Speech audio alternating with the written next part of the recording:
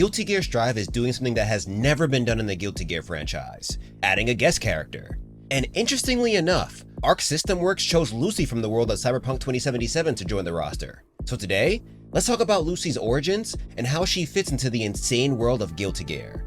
One of the most intriguing parts about Lucy's incorporation is that, though she's from the world of Cyberpunk 2077, she actually originates from the Netflix anime that takes place before the game, Cyberpunk Edgerunners. So huge spoiler warning for anyone who hasn't watched it yet, because we're about to get into a lot of its story.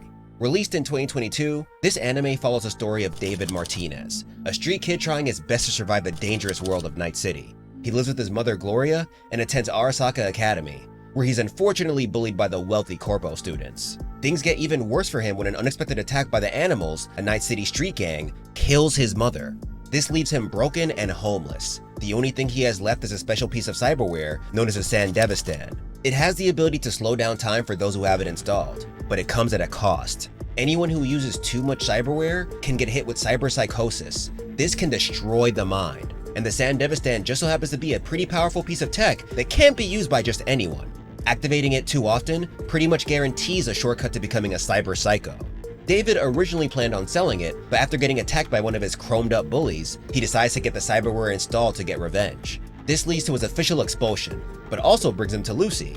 Born to a veteran of the Fourth Corporate War and a Polish netrunner, Lucina Kushinada lived a decent life growing up. This was until she hacked into her father's computer and found out all the horrible things he did in the war. She began to rebel against her parents and spent a lot of her time on the net, where she gained an affinity for netrunning. Surprised by her talents, her father forced her to show her skills to Arasaka. Thanks to her genius, she became a part of a small group of young netrunners trained to work for the mega corporation. However, this training put them at risk of getting attacked by daemons, rogue AIs, and other threats. Soon enough, the group shrank to just Lucy and a few other children. Dissatisfied with their lives, they worked together to overwhelm the Arasaka staff so they could escape and pursue their own dreams. Sadly, Lucy was the only one to survive this rebellion. She eventually moved to Night City, where she met fellow netrunner Kiwi. She took her on as her apprentice and recruited her into a gang of mercenaries led by a man named Maine. Now she works for them to raise enough money so she can leave this place and go to the moon.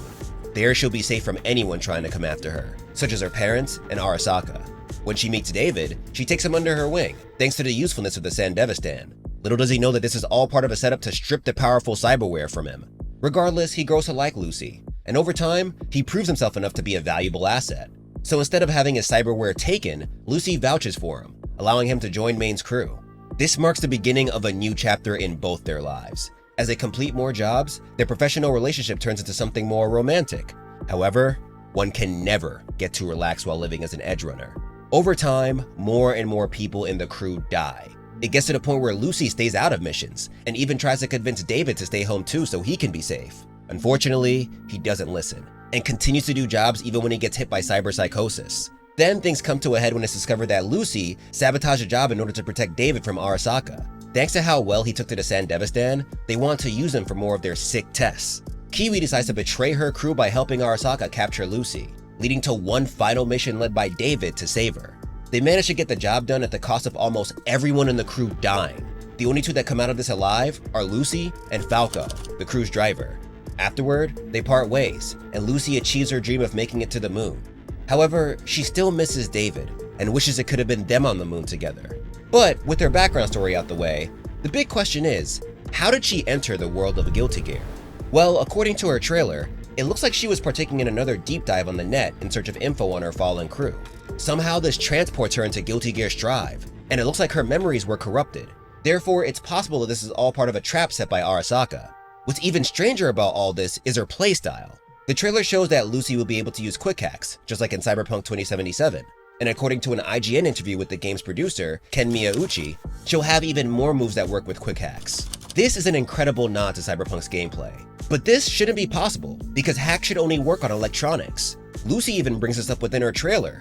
And hacking organic person, no chrome? Yeah, that happened. This makes me wonder if, in the Cyberpunk universe, Guilty Gear is simply a game.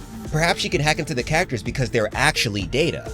However, we'll have to wait until a release to find out. Outside of the lore implications, I believe Lucy fits surprisingly well in the roster. Her look definitely matches the look of the other characters, and to the roster, her quick hacks probably look like magic. Though she seemed like a weird addition to the game when she was first announced, seeing her in action makes the vision clear. For now though, that's all we know about Lucy and her inclusion in Guilty Gear Strive. Let us know what you think about her story and how she fits into the game in the comments below. Until next time, thanks for watching, and happy gaming.